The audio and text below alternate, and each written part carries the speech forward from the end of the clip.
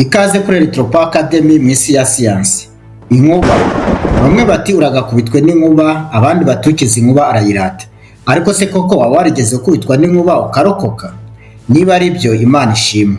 Ayo mahirwe abagabo babiri bo mu karere ka Nyabihu ntibabashije kuyagira, nk'uko tubikesha ikinyamakuru Igihe.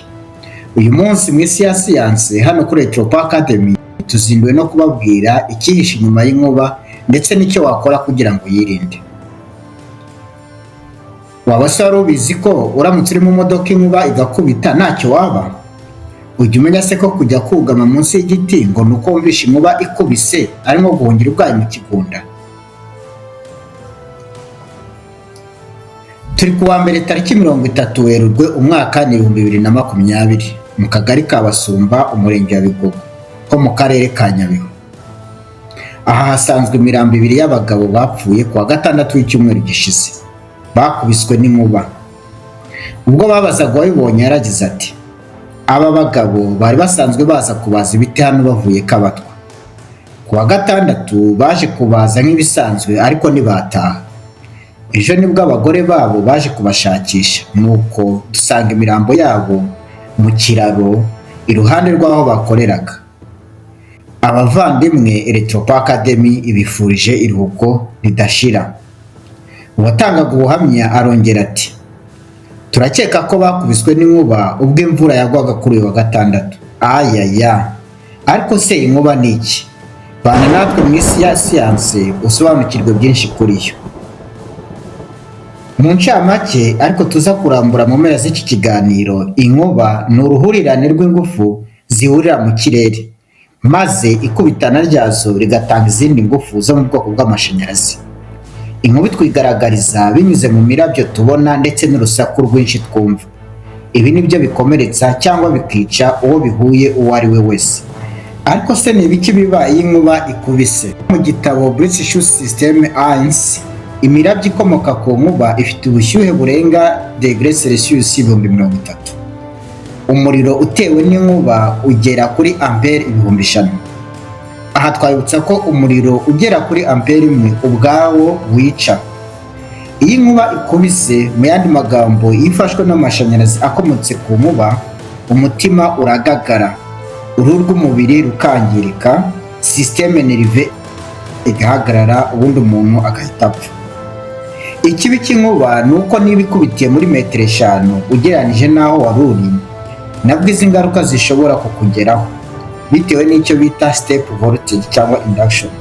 Mu yandi magambo, kugira ngo inkuba ikugireho ingaruka si uko igukubita ku kanya, ahubwo niyo yakubita muri metero 5 zaho uhagaze ubwabyo ingaruka zakugeraho. Imirabyo ikomotse ku nkuba usibye no kwica abantu yangiza n'ibintu. Ubushyuhe bukabije butewe n'inkuba bushobora gutera inkongi ku bice by'amazu cyangwa se insinga z'amashanyarazi. Inzu zirimo nk'amatiyo ya gaze, iyo gaze nayo iba yahita ishya, bityo bikaba byatwika inzu n'ibirimo byose. Inkuba ikubise kandi umuriro uyikomotseho uza wiyongera ku muriro wari usanzwe uriwa mu nzu, bityo ibikoresho byari bicometse bikanyurwamo n'umuriro mwinshi uruta umuriro byagenewe kwihangana, bikarangira ibyo bikoresho bihiye. Twavuga nka televiziyo, mudasobwa, telefone n'ibindi. Inkuba kandi zangiza ibidukikije. Inkuba ishobora gutera inkongi mu biti, bityo ishyamba rigashya rigakongoka. By'umwihariko kandi inyamaswa kenshi zikunze kugerwaho n'ingaruka zikomoka ku nkuba, kuko akenshi ziba ziri hanze. Wakora iki ngo wirinde inkuba? Umunyarwanda yaravuze ati, kwirinda biruta kwivuza. N'inkuba nayo ni byiza kuyirinda itarakubita. Kimwe mu bintu by'ingenzi umuntu akora kugira ngo yirinde inkuba ni ukubaka inzu, umuntu agashyiramo icyo bita imirindankuba. Mu Gifaransa nibyo bita paratonnerre, mu Cyongereza tukabyita lightning protection system. Kubera iki? Inzu iyo ifite system paratonnerre, iyo paratonnerre umumaro wayo ni ukuyobora amashanyarazi yatewe n'inkuba ikayatwara ikayajyana mu butaka. Ayo mashanyarazi akagenda anyura mu byuma byabugenewe. Wakora iki igihe inkuba ikubise uri mu modoka? Igihe inkuba ikubise uri mu modoka usabwa gufunga inzugi z'imodoka ikaba ifunze neza. Iki gihe umuntu uri mu modoka aba afite umutekano wuzuye 100%, kubera yuko imiterere y'imodoka ikora nk'uko icyo bita Faraday cage. Ni ukuvuga yuko iyo inkuba ikubise umuriro w'amashanyarazi waturutse kuri ya nkuba unyura muri karoseri y'imodoka, wowe urimo imbere ntugire icyo uba. Wakora iki igihe inkuba ikubise uri mu rugo? Igihe inkuba ikubise uri mu rugo usabwa gufunga amadirishya, kubera ko akenshi amadirishya n'inzugi bikozwe mu byuma kandi umuriro ukunda ahantu hari ibyuma. Bityo rero kwirinda gukubitwa cyangwa se guhura n'ingaruka z'inkuba igihe uri mu nzu ni uko wakinga inzugi ugakinga n'amadirishya. Ikindi kandi igihe cyose uri mu nzu ugomba gucomokora ibintu byose bicometse ku mashanyarazi, kubera yuko umuriro ukometse ku mashanyarazi wivanga n'umuriro watewe na ya nkuba, bityo umuriro ukaba mwinshi wanyura mu bya bikoresho ukabitwika. Ni byiza ko rero igihe habayeho nk'inkuba uba ugomba kugira gute gucomokora ibintu byose bicometse. None wakora iki igihe inkuba ikubise uri hanze? Niba uri hanze jya kure y'ibiti cyangwa ibintu birebire bitwara umuriro. Aha twavuga nk'umunara, amapoto n'ibindi. Kubera icyo ugomba kujya kure yabyo ni uko iyi nkuba ikubise iza ishaka ibintu birebire bishobora gutwara umuriro. Rero iyi nkuba ikubise ahantu hari igiti, ni ukuvuga ngo icyo giti kirekire, igiti murabizi ko kiba gifitemo amazi muri cyo. Inkuba iyo igikubise rero umuriro uhita unyuramo. Ni ukuvuga ngo birabujijwe, kirazira, umuntu ntabwo akwiriye kugira gute kwicara munsi y'igiti igihe inkuba ikubise, kubera yuko umuriro uzanyura muri cya giti kandi muri metero 5 uvuye kuri cya giti umuriro uba uri kunyura muri ubwo butaka. Gutyo rero guhahagarara cyangwa kuhegera byanga byakunda nawe umuriro ukunyuramo waturutse ku nkuba. Ibyiza rero ni uguhagarara kure y'amapoto cyangwa ibintu birebire, ukabijya kure nibura metero 10, nibwo uba wizeye ko umuriro waturutse ku nkuba utakunyuramo. Ikindi kandi uba usabwa guhagarara wegeranije ibirenge byawe ndetse amaboko kuyafata ku maguru.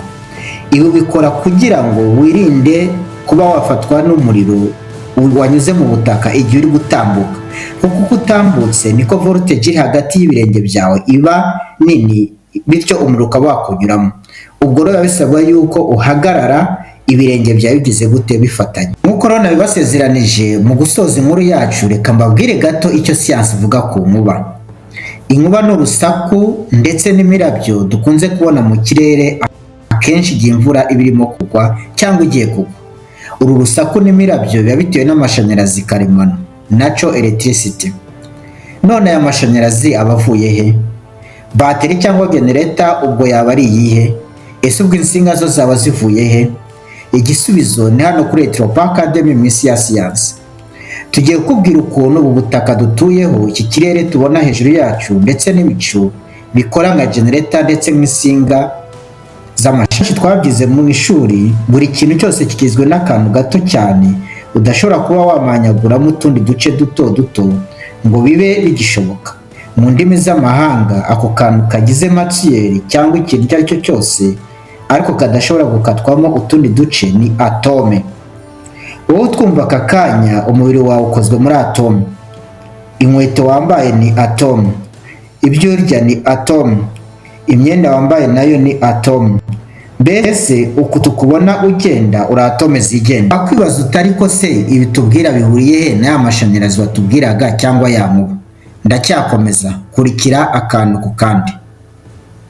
Iyi atome rero nayo igizwe n'utundi tuntu duto duto dutatu, ari two proto, neutro ndetse na electro. Proto na neutro ziba ziri hamwe mu cyitwa nuwayo. Electro ziba zigaragiye nuwayo kandi zo biba byoroshye kuba wazivana kuri atome imwe zikajya ku yindi cyangwa izindi atome, ari byo bita reactions, igihe hari imbaraga zizikuruye. Tubivuga mu buzima busanzwe. Sinzi niba byarigeze kukubaho aho wambara umwenda ukajya kubona utuntu tudushashi turatse, cyangwa wakora ku kintu ukumva utuntu mu kanya nk'ako guhumbya tukunyuze mu mubiri. Ibyo nta bindi rero ni electron ziba zimutse ziva ku mwenda urimo kwambara zijya ku mubiri cyangwa ziva ku mubiri zijya mu kintu wari ufasheho. Uko gutembera kw'izo electron niyo mashanyarazi. Imbaraga zatumye izo electron ziva hamwe zikajya ahandi zavuye muri kwa kwikubana kw'ibintu bibiri kwabayeho. Aha ndavuga umubiri wawe ndetse n'umwenda wari urimo kwambara. Ibi rero bikubaho urimo kwambara umwenda ni nabyo bibaho hagati y'ubutaka dutuyeho, ikirere ndetse n'ibicu. Twa tuntu twakunyuzemo ni umuriro w'amashanyarazi. Gusa wari muke, niyo mpamvu nta kintu kinini wumvise cyangwa wabaye. Amashanyarazi avuka kubera kwikubana kw'ibicu mu kirere yo aba ari menshi ku buryo yatwika inzu yose igashya igakongoka. Ayo mashanyarazi uyabona mu mirabyo iherekejwe n'urusaku rwinshi cyane, aribyo twita inkuba. Ariko se inkuba ivuka ite? Iyo izuba ririmo kuva rishyushya ubutaka, birumvikana umwuka wegereye ubutaka nawo urashyuha. Umwuka ushyushye uba woroshye ufite uburemere buke, bityo bigatuma uwo mwuka uzamuka mu kirere. Bibutse ko uko atmosfere iteye, buri uko ugenda uzamuka hejuru ni nako hagenda harushaho gukonja. Wa mwuka wari ushyushye uko nawe ugenda uzamuka mu kirere ugenda ukonja ari condensation. Ni ukuvuga ko wa mwuka ugenda wiremamo utuntu tw'utubumbe tw'amazi duto duto turemereye ariko mu buryo butandukanye, aribyo bicu tunabona mu kirere birimo kugenda. Utwo tubumbe duto duto dutembera mu bicu tugenda dukoranaho, aho electron ziva ku tubumbe tumwe zijya ku tundi, aribyo twita séparation des charges électriques. Utubumbe dutakaje electron duhita tuba positive charged kuko umubare wa proton uhita uruta uwa za electron, naho utubumbe twakiriye electron duhita tugira electron nyinshi, bityo tukaba negative charged.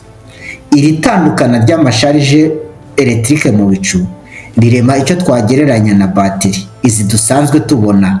Ni ukuvuga ko mu kirere haba hamaze kuvuka generator. Iyi ikaba ishobora kugira voltage igera kuri za miliyoni z'amavolt. Voltage ni iki?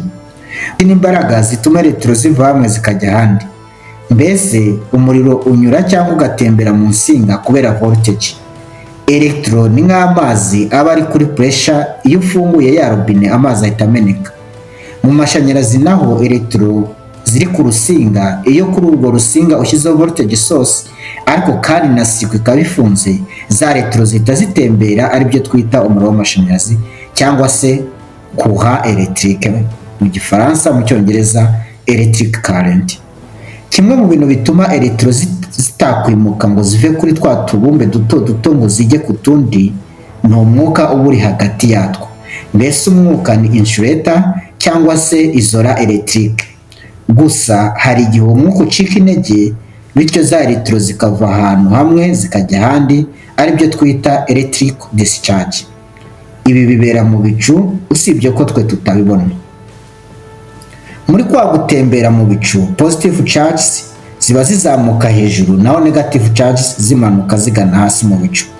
Uko ibicu bigenda byegera isi, ni kuvuga ubutaka, niko umwuka uri hagati ya bya bicu na bwa butaka dutuyeho ugenda ucika intege, bityo ubutaka nagatangira gukururwa na za sharije ziri mu bicu, aribwo ujya kubona ukabona mu kanya nk'ako guhumbya habayeho imirabyo. Rero urumuri rwihuta cyane kurusha ijwi, burya iyo wumvise cya kintu giturika, imirabyo yo iba yamaze kuba kera. Imirabyo tubona ifite ubushyuhe burenga degrees Celsius 30, bukaba bukubye inshuro 6 ubw'izuba, gusa bwo bumara igihe gito. Iyi inkuba ikubise, aho ikubitiye urusaku rwayo rurenga decibel 120, rukagenda rugabanuka kugeza aho umuntu aba atakibasha kurwumva nko muri kilometero 10 uvuye aho inkuba yakubitiye. Abakusanyirije uyu munsi ku bijyanye n'inkuba. Electropa Academy twihanganishije abenshi bagiye bagira ibyago bikomoka ku nkuba. Komeza ujye ubana natwe mu isi ya siyanse kuri Electropa Academy nakagaruka.